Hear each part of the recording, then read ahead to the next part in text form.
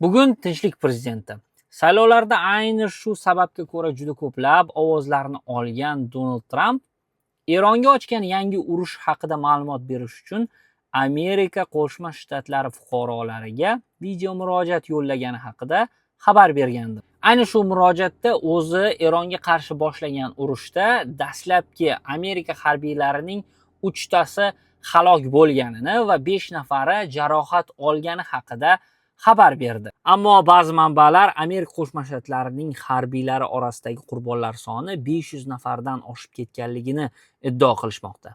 Undan ham qiziq tomoni, urushga qarshi nomzod sifatida prezidentlikka kelgan Tramp urush boshlaganidan keyin Amerika Qo'shma Shtatlaridagi ijtimoiy tarmoqlarda yangi trend paydo bo'ldi.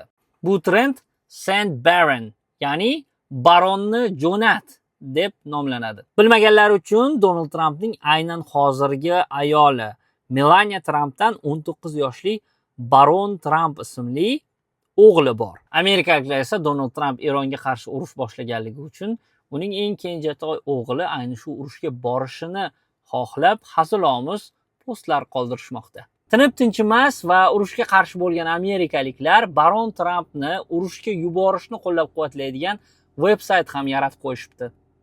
Mana bu shaxs esa Donald Trampning katta o'g'li, Erik Tramp. Erik Tramp yuzi bilan tayyorlangan posterlarni Qo'shma Shtatlar harbiy xizmatiga yozilish uchun atalgan maxsus binolar oldida ham ko'rishingiz mumkin. U posterlarda Erik Tramp nomidan shunday deyiladi: "Men harbiy xizmatga yozilganim yo'q, lekin sen yozilishing kerak." Ana endi bu shaxs bilan tanishing. Bu shaxsning ismi Yair Netanyahu. Ha, o'sha siz bilgan qonxo'r Netanyahuning o'g'li. Internetda u ham juda ko'p muhokamalarga sabab bo'ladi. Ayniqsa, Yaqin Sharqda Isroil yangi urush ochgan vaqtda.